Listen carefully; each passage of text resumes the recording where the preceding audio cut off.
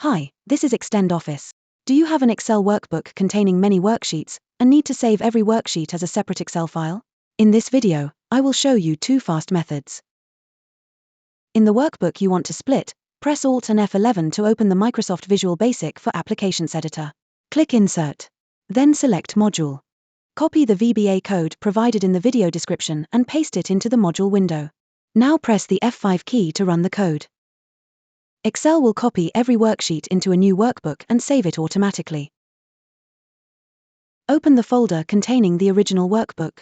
You will see that each worksheet has been saved as a separate Excel file.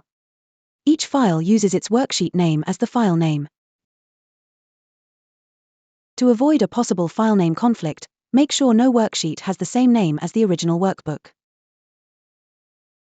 If VBA feels too complicated and you want a more user-friendly option, try Kutools for Excel.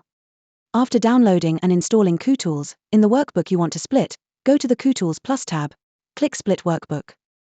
In the dialog box, all worksheets are selected by default.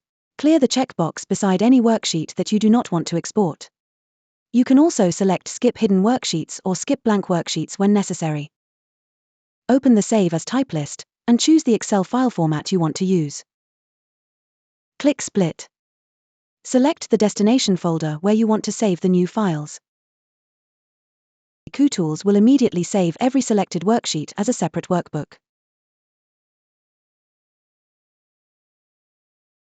Each new file will automatically use the corresponding worksheet name. Thanks for watching. Don't forget to like, share, and subscribe for more Excel tips. See you next time.